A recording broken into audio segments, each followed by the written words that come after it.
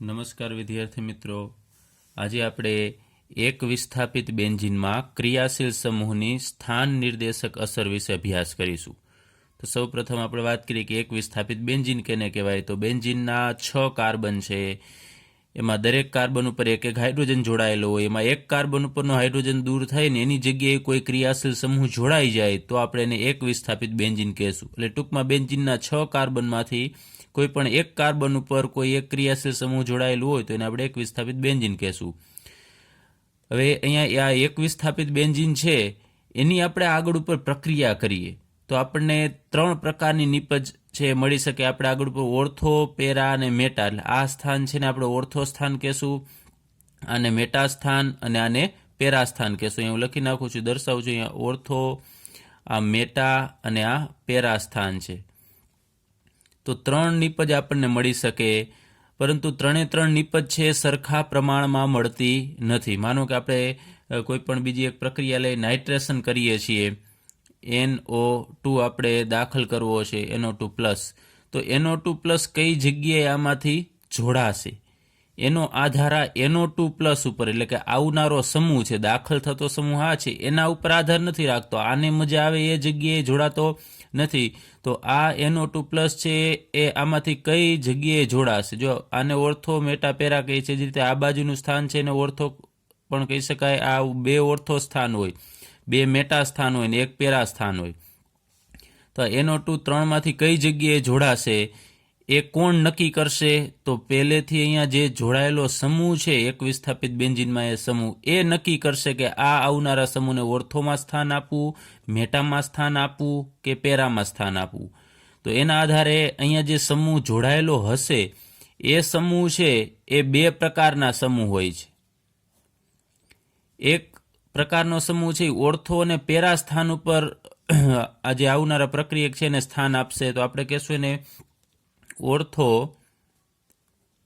Para નિર્દેશક સમૂહ અથવા તો સ્થાન નિર્દેશક સમૂહ કહેશું.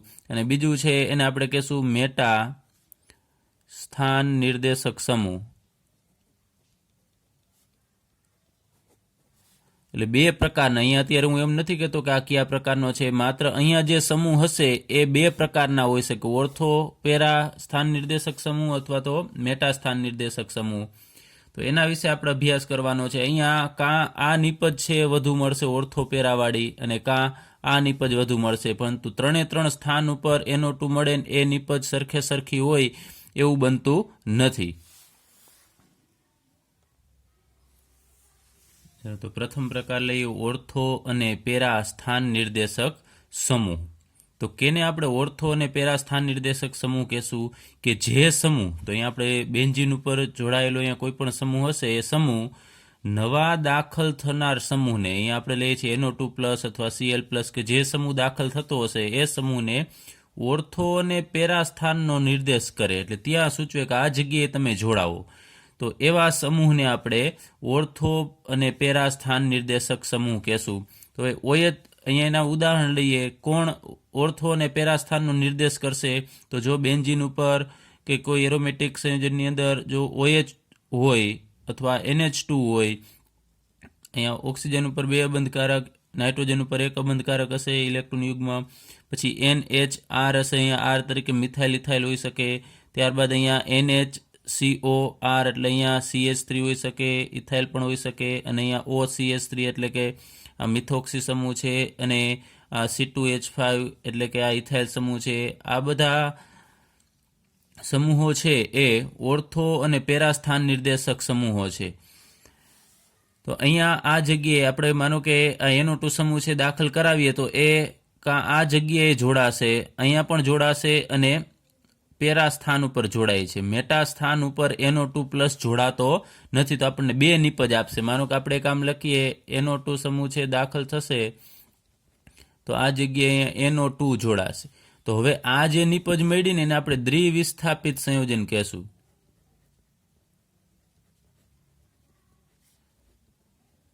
દ્વિવિસ્થાપિત નિપજ છે એવી ઓર્થો સ્થાનમાં એક અહીંયા NO2 આવે એવી મળશે, અને બીજી એવી નિપજ મળશે આપણને પેરા સ્થાન ઉપર OH અને અહીંયા NO2. તો હવે બે નિપજ છે, આમાં ખાસ ધ્યાન આપજો. દ્વિવિસ્થાપિત એટલે હવે આ બેન્ઝીન ઉપર બે વિસ્થાપન થયેલું છે. એક તો પહેલેથી હતું જ અને બીજું છે એ આ પ્રક્રિયા દરમિયાન થશે. તો શા માટે આ બધા સમૂહ છે એ ઓર્થો અને પેરા સ્થાન ઉપર જ આવનારા સમૂહને દાખલ થવા દે છે? તો તમે જુઓ છો આવનારો સમૂહ છે ધન વીજભારિત છે પ્લસ. તો એ ક્યાં જોડાશે? કે જ્યાં ઋણ વીજભાર વધુ હોય ત્યાં જોડાશે. તો અહીં આપણે આ ફિનોલનું ઉદાહરણ લઈ અને સમજીએ. તો બેન્ઝીન ઉપર જ્યાં OH સમૂહ છે એમાં ઓક્સિજન પાસે અબંધકારક ઇલેક્ટ્રોન યુગ્મ છે. તો આનું આપણે સસ્પંદન બંધારણ દર્શાવીએ કે આ બંધના ઇલેક્ટ્રોન છે એ આ કાર્બન મેળવી લેશે તો આ કાર્બનની સંયોજકતા ઘટશે. ચલો અહીંયા ઋણ વીજભાર આવશે અને અત્યારે આપણે દર્શાવી દઈએ આ ઇલેક્ટ્રોન કે જે મેળવેલા છે. તો આ બંધ એમનેમ રહેશે અને તો આ કાર્બનની સંયોજકતા ઘટશે. આને તો એના ઇલેક્ટ્રોન મેળવી લીધા છે, પરંતુ આ કાર્બનની સંયોજકતા ઘટે તો તરત જ આ ઓક્સિજન જે અબંધકારક ઇલેક્ટ્રોન યુગ્મ છે એ આને આપી દેશે અને ત્યાં અહીંયા બંધ બનાવશે અને અહીંયા વધશે OH અને ઓક્સિજન ઉપર એક જ અબંધકારક ઇલેક્ટ્રોન યુગ્મ વધશે અને ઓક્સિજન ઉપર ધન વીજભાર આવે. ખાસ જોજો અહીંયા કાર્બનની સંયોજકતા હવે 4 થઈ જાય છે, 1 2 3 અને 4. અહીંયા સંયોજકતા 1 2 અને એક હાઇડ્રોજન જોડાયેલો હશે, 3 હશે, પણ એક ઘટે છે એના ભાગનો અહીંયા ઋણ વીજભાર છે અને ઇલેક્ટ્રોન છે. ત્યારબાદ આ ઇલેક્ટ્રોન છે એ એના પછીના કાર્બનને આપી દેશે તો તરત શું થશે કે આ જે બંધના ઇલેક્ટ્રોન છે એ કોણ મેળવી લેશે? આ કાર્બન મેળવી લેશે. એક મૂકીને એક જગ્યાએ ઋણ વીજભાર આવશે. ચલો આ બંધના ઇલેક્ટ્રોન આ કાર્બન મેળવી લેશે એટલે અહીંયા ઋણ વીજભાર અને અહીંયા બંધ નવો બનશે આ જગ્યાએ અને ઉપર કોઈ પણ પ્રકારનો ફેરફાર અત્યારે થતો નથી. ઓક્સિજન ઉપર ધન વીજભાર. ફરીથી આ બંધના ઇલેક્ટ્રોન છે એ અમુક સમય પછી આને આપી દેશે તો તરત જ આ બંધના ઇલેક્ટ્રોન છે એના પછીનો કાર્બન છે એ મેળવી લેશે અને આ ઇલેક્ટ્રોન છે આ જગ્યાએ જશે. તો અહીંયાથી બંધ આપણે દૂર કરી નાખવાનો છે અને આ જગ્યાએ અહીંયા બંધ હતો, અહીંયા બંધ નવો બનશે હવે અને આ બંધના ઇલેક્ટ્રોન આ કાર્બન મેળવી લેશે એટલે ત્યાં ઋણ વીજભાર આવશે અને અહીંયા દ્વિબંધથી અહીંયા ઓક્સિજન જોડાયેલો હશે અને એના ઉપર ધન વીજભાર. ને ફરીથી હવે ઓક્સિજન પોતાના આ જે ઇલેક્ટ્રોન છે એ પોતે મેળવી લેશે તો તરત આ જે કાર્બન પાસે અહીંયા ઇલેક્ટ્રોન છે આને આપી દેશે તો અહીંયા ફરીથી નવો બંધ બનશે. આ જગ્યાએ બંધ બનશે ને અહીંયા તો બે હતા જ બંધ અને અહીંયા હવે ડબલ બોન્ડની જગ્યાએ સિંગલ બોન્ડ થશે. અહીંયા OH અને એક અબંધકારક ઇલેક્ટ્રોન યુગ્મ હતા અને આ બંધના ઇલેક્ટ્રોન એ ઓક્સિજન મેળવી લેશે એટલે અહીંયા આપણે ફરીથી અબંધકારક ઇલેક્ટ્રોન યુગ્મ દર્શાવવાના અને એનો ઋણ વીજભાર ધન વીજભાર છે ઓક્સિજન ઉપરથી નીકળી જશે અને અહીંયા આ કાર્બન ઉપરથી ઋણ વીજભાર છે નીકળી જશે. તો આ સસ્પંદન થશે. ફરીથી આનાથી વિરુદ્ધ ઘટના થશે. આ ઇલેક્ટ્રોન પાછા મેળવી લેશે તો ઓક્સિજન પોતે ફરીથી ઇલેક્ટ્રોન આપશે તો આપણને આ બંધારણ મળે. તો આનાથી હવે વિરુદ્ધ આમ સાયકલ છે એ ચાલુ રહેશે એટલે રિવર્સ દિશામાં પ્રક્રિયા થશે. તો અહીંયા આ જે આપણે બંધારણ દર્શાવેલા છે ને આપણે સસ્પંદન બંધારણ કહીએ છીએ. તો આમાં તમે જુઓ છો કે કઈ જગ્યાએ ઋણ વીજભાર આવે છે આ સસ્પંદન બંધારણમાં. અહીંયા આપણે નંબર દર્શાવ્યા, એક પહેલું બંધારણ, આ બીજું બંધારણ, આ ત્રીજું બંધારણ, આ ચોથું બંધારણ અને આ પાંચમું બંધારણ છે. તેમાં આ કાર્બન ઉપર ઋણ વીજભાર આવે છે. તમે જુઓ છો ઇલેક્ટ્રોનની ઘનતા આપણે કહેશું અહીંયા વધે છે. આ સ્થાન કયું થશે એમ આપણે વાત કરેલી કે આ સ્થાનને ઓર્થો સ્થાન કહીએ છીએ. પછી એક મૂકીને એક જગ્યાએ ઋણ વીજભાર આવે છે તો આ જગ્યાએ અહીંયા ઋણ વીજભાર આવશે. આ સ્થાન કયું થશે તો પેરા સ્થાન થાય છે. ફરીથી એ આગળ ઉપર સસ્પંદન થશે તો આ કાર્બન ઉપર અહીંયા ઋણ વીજભાર આવે છે. તો અહીંયા ઋણ વીજભાર આ સ્થાન ઉપર અને અહીંયા આવે છે. તો એનો મતલબ કે આ બંને સ્થાન કયા છે જે મેં આગળ ઉપર કીધેલી આ સ્થાન પણ ઓર્થો સ્થાન જ થશે. આ બંને સ્થાન અને આ સ્થાન છે એ મેટા સ્થાન થશે. તો આ બે ઓર્થો સ્થાન છે અને આ એક પેરા સ્થાન છે. ત્યાં ઋણ વીજભાર વધારે આવે છે. તો હવે આવનારો સમૂહ છે ક્યાં જોડાવાનું પસંદ કરશે? માનો કે આપણે લઈએ NO2+ છે એ જોડાય છે તો NO2+ ક્યાં જોડાશે? કેમ કે અહીંયા એની પાસે ધન વીજભાર છે તો ધન વીજભાર હંમેશા જ્યાં ઋણ વીજભાર વધુ હોય ત્યાં જોડાય.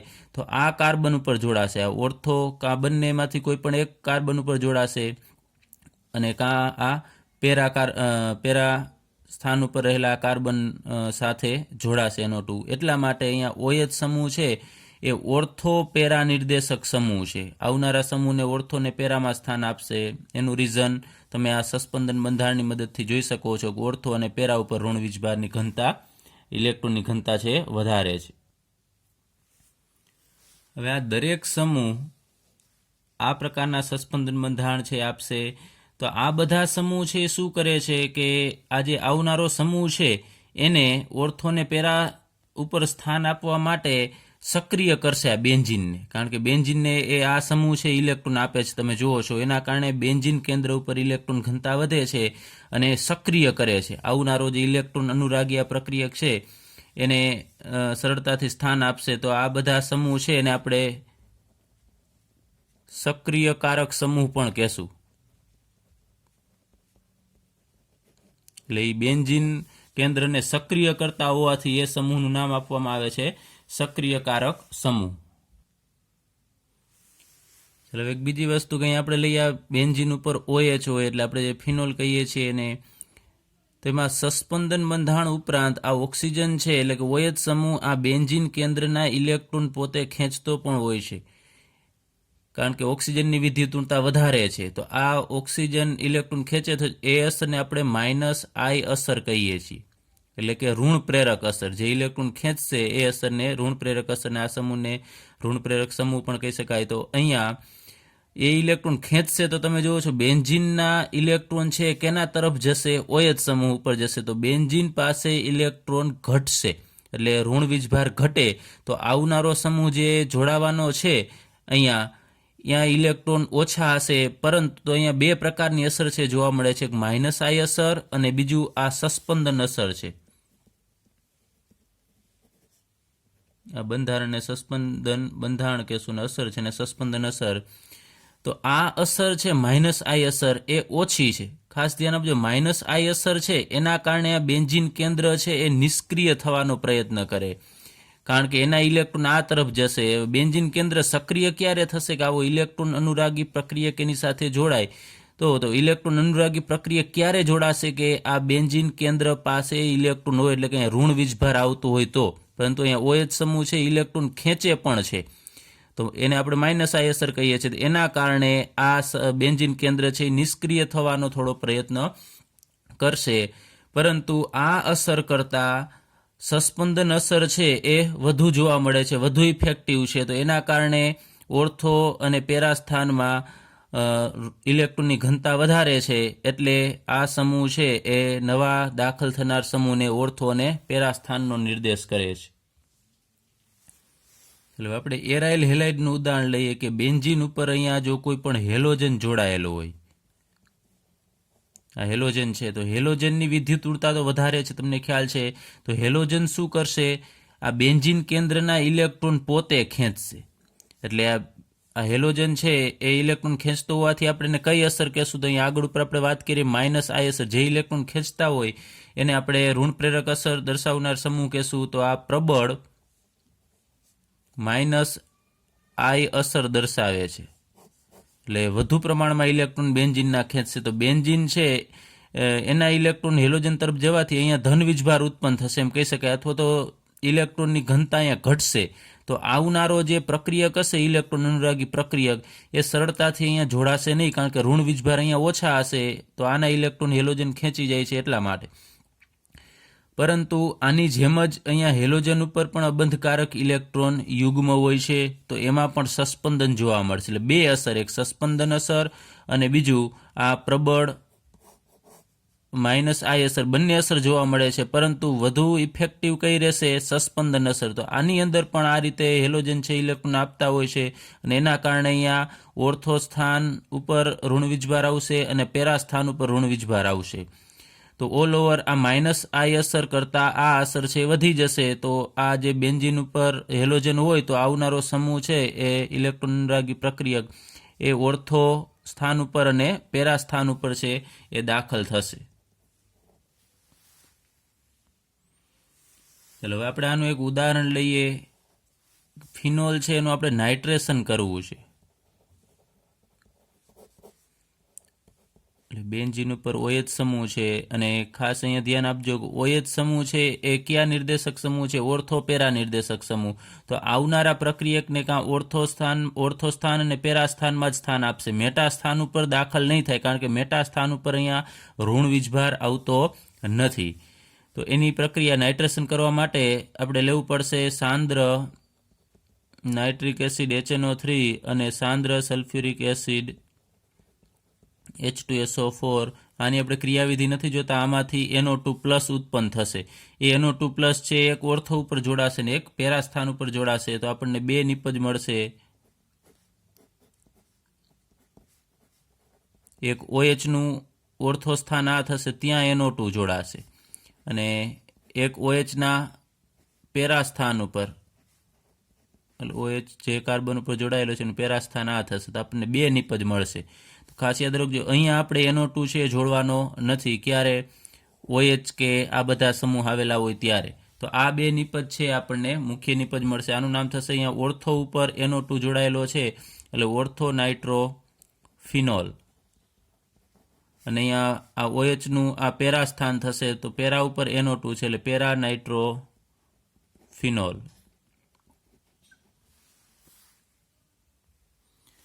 તો આ જ રીતે અહીંયા બેન્ઝીન ઉપર OH ની જગ્યાએ આમાંથી કોઈ પણ સમૂહ આવેલા હોય અને કોઈ પણ બીજી પ્રક્રિયા થતી હોય, આલ્કાઇલેશન થતી હોય કે નાઇટ્રેશન થતી હોય કે હેલોજિનેશન થતું હોય, તો એક અહીંયા દાખલ કરવાનો સમૂહને અને એક પેરા સ્થાન ઉપર દાખલ કરવાનો, મેટા ઉપર દાખલ કરવાનો નહીં. અમુક પ્રક્રિયા એવી અપવાદરૂપ છે કે જેમાં ત્રણેય નિપજ મળતી હોય છે, ઓર્થો, મેટા અને પેરા. જેમ કે એનિલિનના કિસ્સામાં એવું થાય છે ક્યારેક, એ પણ આપણે આગળ ઉપર અભ્યાસ કરીશું.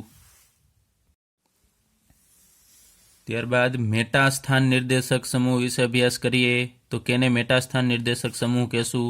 તો જે સમૂહ નવા દાખલ થનાર સમૂહને મેટા સ્થાનનો નિર્દેશ કરે કે મેટા સ્થાન ઉપર જોડાવો, એવા સમૂહને આપણે મેટા સ્થાન નિર્દેશક સમૂહો કહેશું. તો એને આપણે ઉદાહરણ લઈએ તો NO2 સમૂહ, CN, CHO એટલે આલ્ડીહાઇડ છે, COR, COOH, COOR, SO3H, આ બધા સમૂહ છે એ મેટા સ્થાન નિર્દેશક સમૂહ છે. આવનારા સમૂહને મેટા સ્થાન ઉપર દાખલ થવાનું કહેશે. તો અહીંયા આપણે લઈએ NO2, અહીંયા નાઇટ્રોબેન્ઝીનનું ઉદાહરણ લીધેલું છે. એમાં બેન્ઝીન ઉપર NO2 ને મેં આ રીતે વિસ્તૃત દર્શાવેલો છે. દ્વિબંધથી એક ઓક્સિજન જોડાયેલો અને એક સિંગલ બોન્ડથી જોડાયેલો હોય. આમાં જો દર્શાવવું હોય તો આ રીતે એરો ન દર્શાવવો હોય તો ઓક્સિજન ઉપર અહીંયા ઋણ વીજભાર હોય અને નાઇટ્રોજન ઉપર અહીંયા ધન વીજભાર હશે. હવે અહીંયા NO2 સમૂહ આ કાર્બન ઉપર જોડાયેલો છે તો એનું મેટા સ્થાન આ કાર્બન થશે. ચાલો 1 અને 3 પોઝિશન કહેવાય. આને નંબર 1 કહેવામાં આવે તો 3 1 3 પોઝિશન એટલે મેટા સ્થાન થશે.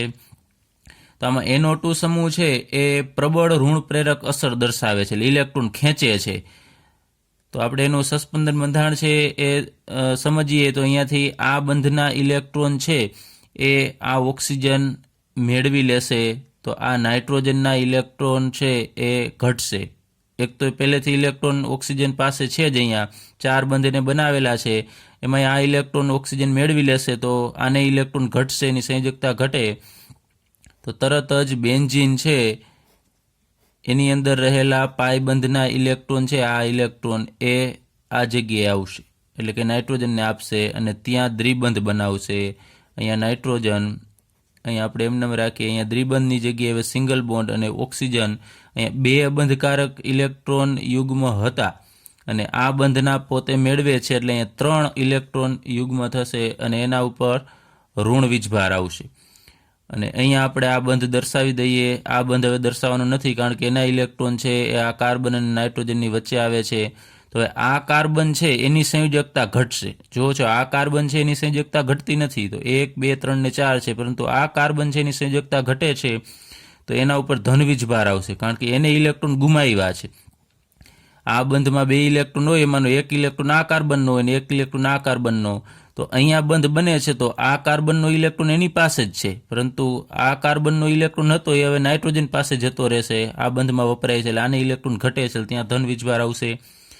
હવે ફરીથી અહીંયા આને ઇલેક્ટ્રોનની જરૂર છે, તો આ બંધના ઇલેક્ટ્રોન છે એ આ જગ્યાએ જશે, એટલે કે આ કાર્બનને આપે છે, તો ત્યાં નવો બંધ બનશે. આ જગ્યાએ બંધ હતો અને અહીંયા બંધ બનશે, તો તો આ કાર્બનની સંયોજકતા ઘટશે, એટલે ત્યાં ધન વીજભાર આવશે, અને ઉપર જે NO2 માઇનસ છે એને આપણે એમને રાખીશું. ચલો ફરીથી આ કાર્બનને પણ ઇલેક્ટ્રોનની જરૂર પડશે, તો એનો પાડોશી કાર્બન છે મદદ કરશે, અહીંયાથી આ ઇલેક્ટ્રોન આને આપશે, એટલે બંધ ટૂંકમાં રોટેશન થાય છે. અહીંયાથી અહીંયા બંધ હતો એમને, આ બંધના ઇલેક્ટ્રોન હવે આ જગ્યાએ આવી જશે. તો કયા કાર્બન ઉપર ધન વીજભાર આવશે ખાસ ધ્યાન રાખજો. અહીંયા ધન વીજભાર ન આવે કારણ કે આની સંયોજકતા તો પૂર્ણ થઈ જાય છે. આ કાર્બન ઉપર ધન વીજભાર આવે, એટલે આ બંધના ઇલેક્ટ્રોન છે એ કયા કાર્બનના હતા? તો આ બેના હતા. તો એમાંથી આને ઇલેક્ટ્રોન ઘટે છે, આને તો અહીંયા મળી જ જાય છે કારણ કે ત્યાં બંધ બને છે. તો અહીંયાથી ધન વીજભાર દૂર થશે. ઉપર કોઈ પણ પ્રકારનો અત્યારે ચેન્જીસ કરવાનો નથી. એટલે હવે એ શું થશે કે અહીંયાથી આ જે બંધના ઇલેક્ટ્રોન છે એ હવે આને પાછા આપી દેશે, એટલે અહીંયા બંધ બનશે. તો તરત જ આ ઓક્સિજન પોતે જે ઇલેક્ટ્રોન મેળવેલા હતા અહીંયા આ પહેલા બંધારણની અંદર એ પાછા અહીંયા આપી દેશે.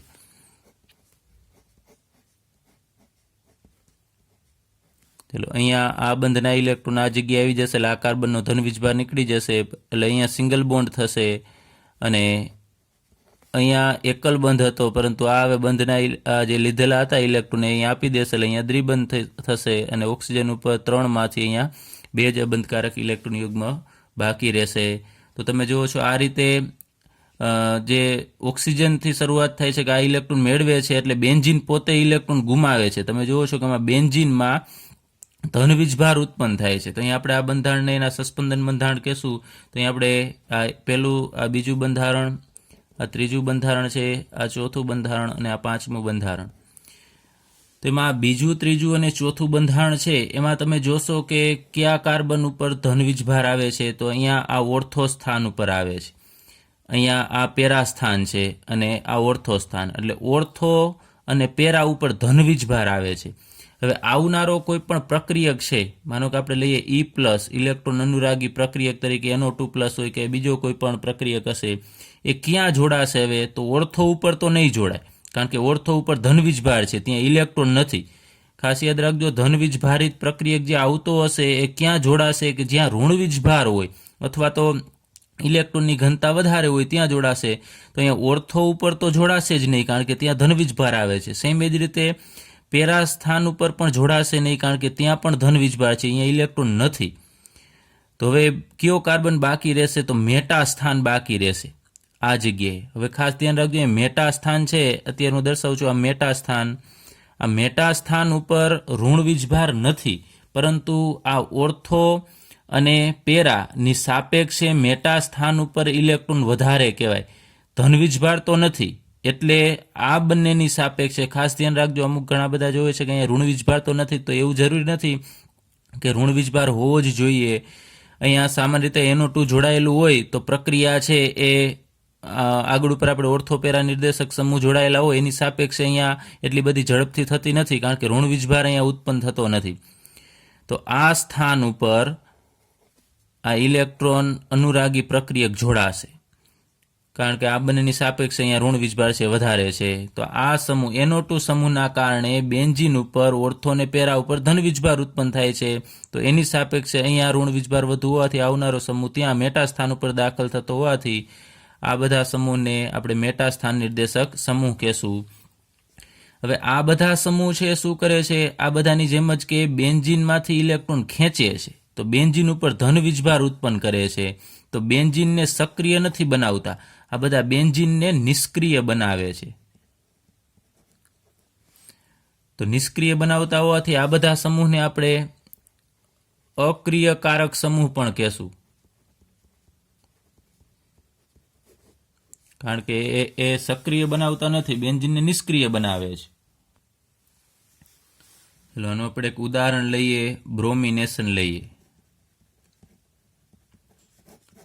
નાઇટ્રોબેન્ઝીનનું આપણે બ્રોમિનેશન કરવું છે, એટલે બેન્ઝીન ઉપર NO2 સમૂહ છે અને બ્રોમિન દાખલ કરવો છે, એટલે એક વિસ્થાપિત અહીંયા આ બેન્ઝીન છે, એનું બ્રોમિનેશન કરવા માટે આપણે Br2 લેવો પડશે, બ્રોમિન લેવો પડશે, અને ઉદ્દીપક તરીકે આપણે નિર્જળ FeBr3 લેશું.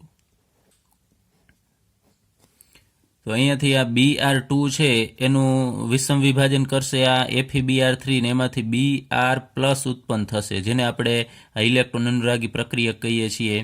એ હવે કયા સ્થાન ઉપર જોડાશે? તો આપણે વાત કરીએ એમ આને, અથવા આ રીતે આમ દર્શાવવું તો આમ હું ટૂંકમાં દર્શાવું છું કે બેન્ઝીન ઉપર NO2 સમૂહ છે તો ધનવીજભાર અહીંયા આવે છે. આમ તો ન દર્શાવી શકાય, પરંતુ માત્ર સમજવા માટે અહીંયા ઓર્થો સ્થાન ઉપર અને પેરા સ્થાન ઉપર આ રીતે ધનવીજભાર છે આવે છે. તો આ સ્થાન છે મેટા સ્થાન, કે જ્યાં આ બંનેની સાપેક્ષે, જો આને પણ આપણે મેટા સ્થાન કહેશું, આ બાજુનું સ્થાન છે, તો આ બંને જગ્યાએ આ બંનેની સાપેક્ષે, ઓર્થો અને પેરાની સાપેક્ષે અહીંયા ઇલેક્ટ્રોન વધારે કહેવાય, એટલે ઇલેક્ટ્રોન ધનિક છે, તો ત્યાં આ E+ છે એ જોડાવાનો છે. તો અહીંયા આપણે E+ની જગ્યાએ Br+ લેશું. તો બ્રોમિન, જ્યારે NO2 સમૂહ હોય ત્યારે એક બ્રોમિનને જોડવાનો થશે, તમારે મેટા સ્થાન ઉપર જ જોડવાનો થશે. એક જ નિપજ અહીંયા આપણને મળશે, મુખ્ય નિપજ NO2, અને Br અહીંયા જોડાશે.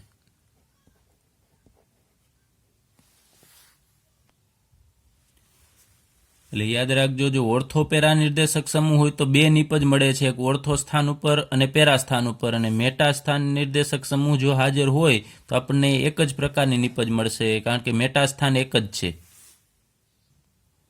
હવે આ સ્થાન પણ મેટા સ્થાન જ છે. ઘણા બધા આની જગ્યાએ આમ પણ લખતા હોય છે કે આ આવી બે નિપજ, પણ એ ખોટું છે, બંને સમાન જ કહેવાય. આ જગ્યાએ કદાચ તમે બ્રોમિન જોડો તો આ બંને નિપજ સેમ જ છે, એટલે બંને અલગ અલગ દર્શાવવાનું નથી. આ રીતે લખો અથવા તો આ રીતે લખો, બંને નિપજ છે સેમ જ કહેવાય.